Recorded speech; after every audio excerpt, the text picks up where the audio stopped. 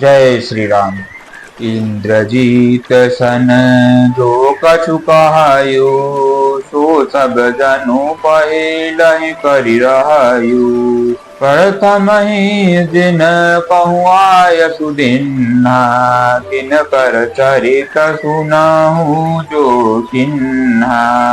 मेघनाथ से उसने जो कुछ कहा उसे उसने मानो पहले से ही कर रखा था, अर्थात रावण के कहने भर की देरी थी। उसने आज्ञा पालन में तनिक भी देर नहीं की। जिनको रावण ने मेघनाथ से पहले ही आज्ञा दे रखी थी, उन्होंने जो करतूतें की उन्हें सुनो।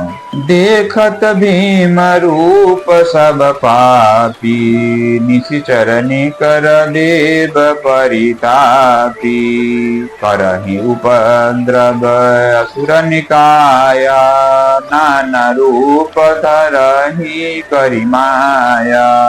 सब राक्षसों के समूह देखने में बड़े भयानक, पापी और देवताओं को दुख देने वाले थे। वे असुरों के समूह उपद्रव करते थे और माया से अनेकों प्रकार के रूप धरते थे। जहि विधि होय धर्म निर्मूला, सो सब करहि वेद प्रतिकूला। जहि जहि देश देनु दुज पावहि, नगर गांव पुर आगि लगावहि। जिस प्रकार धर्म की जड़ कटे, वे सभी वही वेद विरुद्ध काम करते थे। जिस जिस स्थान में वे गौ और ब्राह्मणों को पाते थे, उसी नगर गांव और पुर में वे आग लगा देते थे। शुभ आचरण कतहु नहीं होई, देव विप्र गुरु मान न कोई। नहीं हरि भगति यज्ञ तप ज्ञाना, सपने हु सुनिय न वेद पुराना। उनके डर से कहीं भी शुभ आचरण, ब्राह्मण भोजन, यज्ञ श्राद्ध आदि नहीं होते थे। देवता और ब्राह्मण गुरु को कोई नहीं मानता था। न हरि भक्ति थी, न यज्ञ तप और ज्ञान था। वेद और पुराण तो स्वप्न में भी सुनने को नहीं मिलते थे। जप जोग विरागा तप मख भागा, श्रवण सुनाई दस सीसा। आपनु उठी धाबै रहै न पाबै, धरि सब खालै खीसा।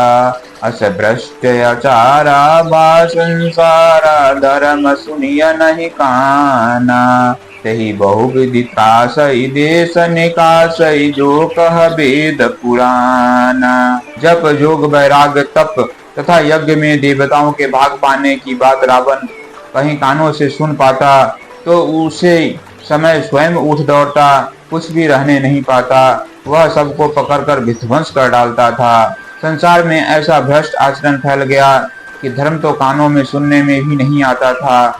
जो कोई वेद और पुराण कहता, उसको बहुत तरह से त्रास देता और देश से निकाल देता था। बरनी न जाय अनिति घोर निशाचर, जो करही हिंसा पर अति प्रीत, तिनके पाप ही कवनि मिटी। राक्षस लोग जो घोर अत्याचार करते थे, उसका वर्णन नहीं किया जा सकता।